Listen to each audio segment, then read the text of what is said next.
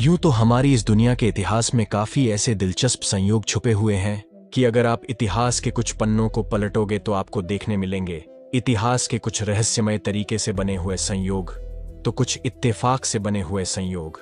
और आज की इस वीडियो में देखेंगे हम इतिहास के कुछ इन्हीं दिलचस्प संयोग को। तो बने रहिए दोस्तों इस वीडियो में इतिहास के रहस्यमय संयोग को देखने के लिए। नंबर 8, तूतनखामन की कब्र। तूतनखामन मिस्र के सबसे प्रसिद्ध राजाओं में से एक, जिन्होंने अपनी काफी कम उम्र 9 साल की उम्र में ही मिस्र का शासनकाल संभाला था। कहा जाता है कि तूतनखामन की मृत्यु काफी यंग एज 19 साल की उम्र में ही हो गई थी, और उनकी मौत कैसे हुई इसका राज आज तक पूरी तरह से किसी को भी नहीं पता। यहाँ तक कि तूतनखामन के बारे में भी इतिहास में काफी कम लिखा गया है। साल 1922 में ब्रिटेन के एक खोजकर्ता हावर्ड कार्टर और उनकी टीम ने पहली बार तूतनखामन की कब्र को खोज निकाला था। लेकिन जिन लोगों ने भी इस कब्र को खोजा था, उन लोगों की रहस्यमय तरीके से मौत हो गई, और साथ ही इस रिसर्च को फंडिंग देने वाले लॉर्ड कार्नारवन की भी मृत्यु हो गई। लॉर्ड कार्नारवन की मौत काफी हैरान करने वाली थी, क्योंकि उनकी मौत सिर्फ एक मच्छर के काटने की वजह से हो गई थी, और तभी से तूतनखामन की कब्र को श्रापित माना जाने लगा। आज भी कई लोग इसे महज एक इत्तेफाक मानते हैं। Number 7, archduke Franz Ferdinand. First world war, जिसे 1914 से 1918 तक का महान युद्ध कहा जाता है, और इसकी शुरुआत तब हुई जब एक सर्बियाई क्रांतिकारी ने आर्चड्यूक फ्रांज फर्डिनेंड और उनकी पत्नी सोफी को गोली मार के हत्या कर दी थी।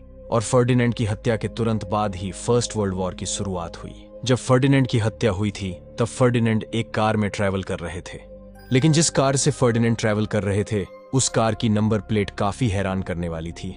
ये नंबर प्लेट युद्ध के पहले दिन ही युद्ध के लास्ट दिन को दर्शा रही थी, क्योंकि इस पर लिखा नंबर था A111118।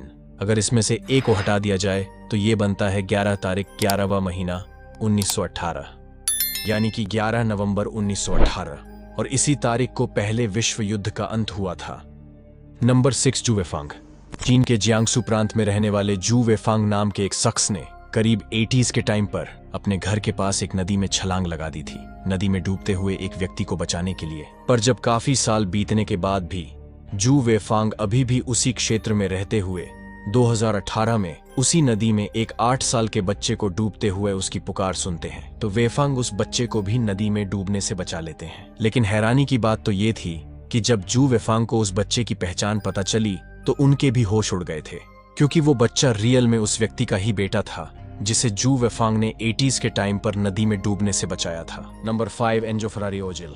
अगर आप इन दोनों पिक्चर्स को ध्यान से देखोगे तो आप इन दोनों पिक्चर्स के कलर कॉम्बिनेशन को छोड़कर ये पिक्चर्स आपको एक ही इंसान की लगेगी, जिसमें से एक फोटो ब्लैक एंड व्हाइट है और दूसरी कलरफुल। लेकिन रियल में ऐसा नहीं है, ये दोनों ही फोटो दो अलग अलग इंसान की है, जिसमें सबसे पहले फोटो आती है एंजो फरारी की। एंजो फरारी फरारी कंपनी के ओनर और एक बेहतरीन कार रेसर थे। एंजो फरारी की डेथ अगस्त 1988 में इटली में हुई थी, और इसी साल 2 महीने के बाद यानी कि 15 अक्टूबर 1988 में जर्मनी के एक फुटबॉलर ओजिल का जन्म भी हुआ था। बेशक एंजो फरारी और ओजिल, इन दोनों के ही चेहरे एक दूसरे से काफी मिलते जुलते हैं, लेकिन इन दोनों का ही एक दूसरे से कोई कनेक्शन नहीं था। नंबर 4, नंबर 7 का संयोग। एक ऐसा संयोग जो हमारे सामने होने के बावजूद उस पर हम कभी भी गौर नहीं करते, और ये संयोग कुछ और नहीं बल्कि नंबर 7 का है। नंबर 7 का संयोग हमारी दुनिया में कई चीजों से जुड़ा हुआ है, जैसे कि हमारी अर्थ पर मौजूद 7 कॉन्टिनेंट का होना, इसके अलावा दुनिया में 7 अजूबे, 7 समुद्र, और रेनबो में भी 7 कलर का होना, यहाँ तक कि शादियों में 7 फेरे, हफ्ते में 7 दिन, ह्यूमन बॉडी में 7 चक्र, और तो और हिंदू माइथोलॉजी में 7 जन्मों का जिक्र का होना। इतना ही नहीं, दुनिया में मौजूद अपनी अपनी फील्ड के most favourite person Cristiano Ronaldo और MS धोनी के भी जर्सी का नंबर 7 ही होना, और इन्हीं सभी से बनता है नंबर 7 का संयोग। Number 3, Henry जिगलैंड।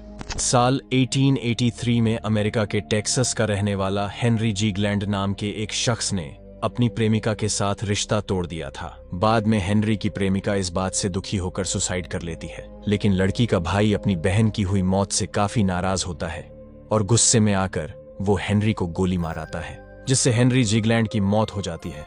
और इसके बाद गिल्टी फीलिंग में लड़की का भाई खुद को भी गोली मार लेता है। लेकिन रियल में हेनरी जिगलैंड की मौत हुई ही नहीं थी। बुलेट ने सिर्फ हेनरी के चेहरे को छुआ और एक पेड़ में जा घुस गई थी।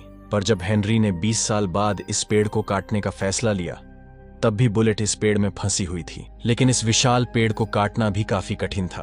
तो इसलिए हेनरी ने इसे डायनामाइट के साथ उड़ाने का फैसला लिया। और जब डायनामाइट का विस्फोट पेड़ के साथ हुआ तो वही गोली पेड़ से निकलकर हेनरी के सिर में जा लगी, जिससे हेनरी की मौके पर ही मौत हो गई। यानी कि 20 साल पहले लड़की के भाई के हाथों चली ये गोली आज इस डायनामाइट के विस्फोट से पेड़ से निकलकर हेनरी को जा लगी। Number 2, Abraham Lincoln, John F Kennedy. America के 2 पूर्व प्रेसिडेंट अब्राहम लिंकन और जॉन एफ कैनेडी, इन दोनों के बीच कुछ सिमिलैरिटीज काफी सेम नजर आती है। जब सबसे पहले 1846 में अब्राहम लिंकन की संसद में नियुक्ति हुई तो उनके 100 साल बाद यानी कि 1946 में जॉन एफ कैनेडी भी संसद में नियुक्त किए गए थे। इसके अलावा साल 1860 में अब्राहम लिंकन और साल 1960 में जॉन एफ कैनेडी, इन दोनों ने ही अपना अपना राष्ट्रपति पद भी संभाला था। इन दोनों ने प्रेसिडेंशियल पीरियड के दौरान अपने बेटों को भी खोया था और दोनों ने जनता को अधिकार दिलाने की काफी कोशिश भी की थी। यहाँ तक कि इन दोनों के डॉक्टर्स का नाम भी सेम था, चार्ल्स टैफ्ट, और इन दोनों की डेथ भी सेम दिन शुक्रवार को अपनी अपनी पत्नियों के सामने सिर पर गोली लगने से हुई थी। Number 1, Walter Summerford.